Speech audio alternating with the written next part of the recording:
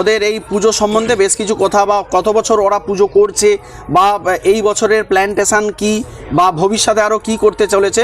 আমরা প্রথমেই চলে যাব সুতানুর কাছে। সুতানু, নমস্কার। নমস্কার। তোমাকে আমার সুহাস পাবড়ির প্রোফাইলের কন্টেন্ট ক্রিয়েটারে তোমাকে পেজে আমাদের স্বাগত।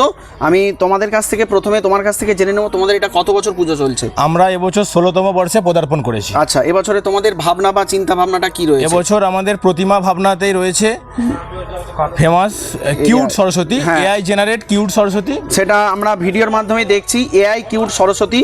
এবং তোমাদের এই যে আজকে থেকেই কি অনুষ্ঠান বা কি সমাজসেবামূলক কাজ রয়েছে? হ্যাঁ, আমাদের আজকে থেকেই পুজো, প্রত্যেকটা প্রোগ্রাম পুরো প্যাকড আপ। আচ্ছা, আজকে প্রথম দিনের আমাদের প্রথম কর্মসূচি ছিল সকালে নেতাজি সুভাষচন্দ্রের জন্মজয়ন্তী উদযাপন। আচ্ছা, তারপরে আমাদের পূজা শুরু হয়েছে। হ্যাঁ।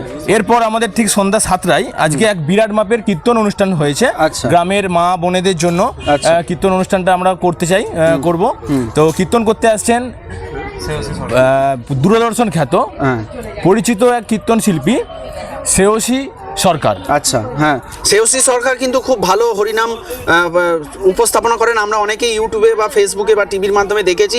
যারা যারা আমার ভিডিও দেখছো প্রত্যেকে অনুরোধ করব, যারা হরিনাম, এই হিন্দু সনাতন ধর্মের ধর্মপ্রচার সংকীর্তন যারা দেখতে পছন্দ করো, অবশ্যই চলে এসো মোল্লা মাই গ্যাংয়ের অনুষ্ঠান মঞ্চের সামনেই। তোমরা এই সুন্দর হরিনাম প্রদর্শন দেখতে পাবে। প্রত্যেকেই আনন্দের সহিত এই সরস্বতী পুজোর দিনগুলো আমরা আনন্দের সহিত স্বাচ্ছন্দ্যের সহিত কাটাবো, কারণ এইগুলো আমাদের বাঙালির প্রাণের চেয়েও প্রিয় উৎসব। আচ্ছা, আমি প্রকাশের কাছে যাব। আজকের অনুষ্ঠানের কর্মসূচি শুনলাম আমরা, অর্থাৎ পরশু দিনের কি কালকের কি কর্মসূচি রয়েছে একটু জেনে নেব। কালকে আছে আমাদের ক্যারাম প্রতিযোগিতা। আচ্ছা, বিকাল 4টে থেকে, আর দুপুরে সকাল থেকে শুরু হবে আমাদের অঙ্কন প্রতিযোগিতা আছে। আচ্ছা, তো অঙ্কন প্রতিযোগিতা হওয়ার পরেই সকাল 9টা থেকে, ঠিক আছে, তারপর বিকেল 4টে থেকে শুরু হবে ক্যারাম প্রতিযোগিতা। তো ক্যারাম প্রতিযোগিতার জন্য অনেকে দূর দূর থেকে নাম, দেউলটি, তোমার বাংলা, নুনটিয়া থেকে অনেকেই নাম লিখেছে দূর থেকে। আপনারা ক্যারাম খেলাটা মানে দেখতে আসতে পারো আর কি। আচ্ছা।